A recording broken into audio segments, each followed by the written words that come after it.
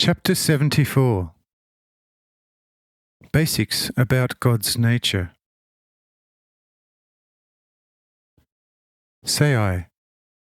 You have judged correctly, my friend, but one thing you still forgot, that to God many things are still possible which seem impossible to men. Behold and count my disciples. There are few school-educated among them. I first awakened them through the Word, and only then let them experience in actuality the foretold power of the divine Word. A miracle worked after the preceding pure Word is no longer judgmental, but merely a reinforcement of the Word. But I nevertheless do not place the proofs of the miracles that I work into the miracles themselves, but into the light of the world, saying, He who lives in accordance with my word, such alone shall gain living conviction within himself that my words are not vainly human ones, but the words of God. Verily, he who does not receive this stated proof in his heart, to him all other proofs shall be of little or no use. For my words are themselves light, truth, and life. He who hears my word, therefore, and accepts the same, living in accordance with it, he has taken me up personally within himself.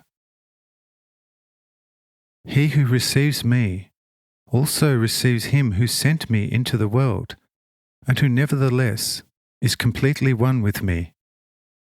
For whatever I want, he wants too. And he is none other than I, and I none other than he, right down to the skin which encloses us both.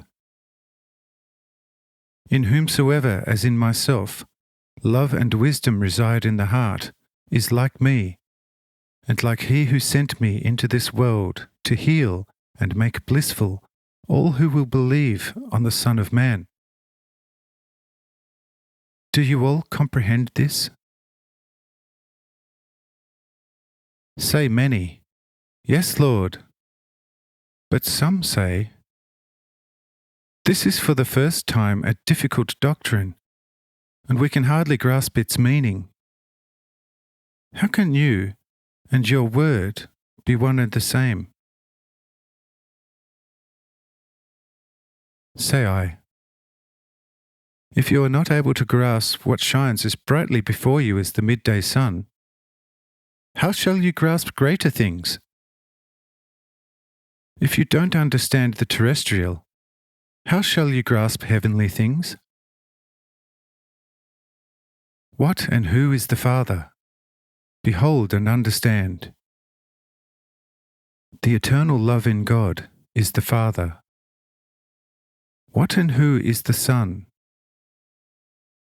That which goes forth from the fire of love, the light, which is the wisdom in God.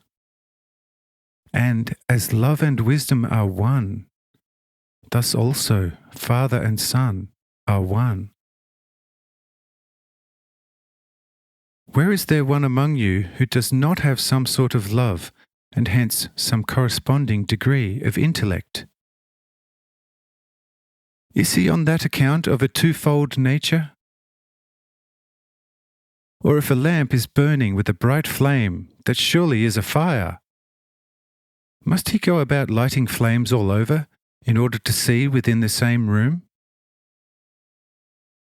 Does not one bright flame light up the one room so well that one has enough light in the whole room? Does not the light proceed from the flame, which is a fire? And since it goes forth from the flame, is it therefore something other than the shining flame itself? Oh, you blind ones! Natural things like that you are not able to grasp.